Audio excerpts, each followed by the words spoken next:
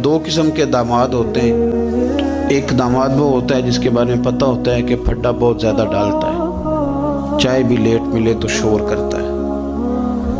तब वो ससुर जो है वो अपने बच्चों को अगर किसी मौके पर उस साहब ने आना हो तो बिठा करके पहले कह देते हैं कि मेहरबानी करना इस शरीर का ज़रा ख्याल रखना, 2 दिन गुजर जाएं ब्याह के या किसी और तकरीब के तो ज़रा सुकून रहेगा, इसका ख्याल रखना। दूसरा जो है वो नफीस आदमी है, उसको कोई परेशानी नहीं, उसको पता है कि रोटी घर भी मिलती है, या मैं मेहमान आया हूँ तो अब उसके रिश्तेदार वो कह रहे होते हैं कि इसकी खैर है, ये तकलीफ़ नहीं देता। अब ये जो साहब हैं ये कहते हैं जनाब मैंने हर चीज़ खींच के रखी हुई है, मैं जाता हूँ तो सब कुछ सीधा हो जाता है। वो भाई आपके शर से बच रहे हैं लोग, आप जो अज़ियत देते हैं उससे बच रहे हैं, आपको इज़्ज़त नहीं दे रहे। इज़्ज़त तो वो दूसरे को मिल रही है जिसके बारे में कहा जा रहा है कि ये अच्छा आदमी है, ये तकलीफ़ नहीं दे रहा। तो हमने इज़्ज़त के हुसूल के लिए, शोहरत के हुसूल के लिए, अपना आप दिखाने के लिए अपने आप को कमज़ोर करना शुरू कर दिया। बहुत सारी जगहों पर यूँ महसूस होता है कि ये आदमी शायद मिन्नत करेगा और शायद ये हाथ बांधेगा कि मेहरबानी करो मेरा भी नाम ले लो किसी तरीके से, और बड़े बड़े लोगों को ये बीमारी लग जाती है। अल्लाह ताला ने माली तौर पर, इल्मी तौर पर कुव्वत बख्शी हुई है, एजाज़ दिया है, लेकिन वो इस खौफ का शिकार हैं कि मेरी इज़्ज़त नहीं है, कुछ 4 बंदे मेरा नाम ले लेते ना। एक हदीस पाक है, उसको याद रखें।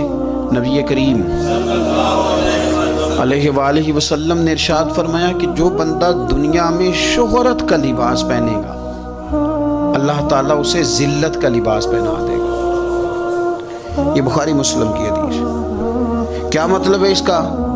कि वो जिस रास्ते पे चल रहा है ना कि मैं ये काम भी करूं ताकि मेरा नाम हो जाए, ये काम भी करूं मेरा नाम हो जाए, फलाना भी करूं तो मेरा नाम हो जाए, चूँकि मकसूद नाम है, उसने लिबास पहन लिया है शोहरत का, इरादा कर लिया है शोहरत का।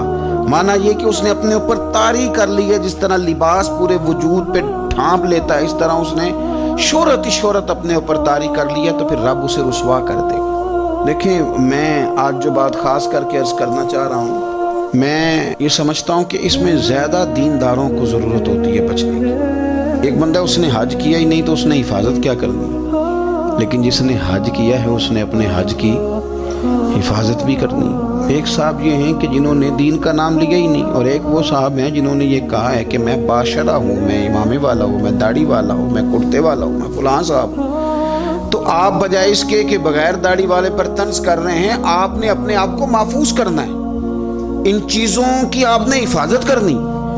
दीनदार लोगों की तो अब सारी चीज़ें इस तरह हाईलाइट होने लगी हैं, दिखावा होने लगा। यानी दुआ मांग रहे हैं तो फ़ोटो अलग है, नमाज पढ़ रहे हैं तो फ़ोटो अलग है। यानी आंसू किसी शख्स के आ गए, किसी शेख के, किसी पीर साहब के, तो वो आंसुओं पर फोकस करके लोगों ने उसको भी बेचा मीडिया पे, फलाना आदमी रो पड़ा, फलाने आदमी ने रुला दिया।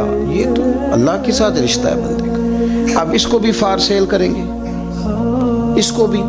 हज़रत उमर फ़ारूक रज़ी अल्लाह ताला अन्हु मस्जिद में तशरीफ़ लाए तो एक साहब बैठकर बड़े ज़ोर से रो रहे थे लोगों के बीच, अल्लाह को मना रहे थे, दर्द की बात कर रहे थे, सोज की बात कर रहे थे, अल्लाह माफ़ कर दे, और तड़प रहे थे, और मजमा बड़ा था और हर आदमी पलट पलट के उन्हीं की जानिब देखता था। तो सैयदना फ़ारूक आज़म रज़ी अल्लाह ताला अन्हु ने आज जलाल नहीं फरमाया, आज प्यार फरमाया।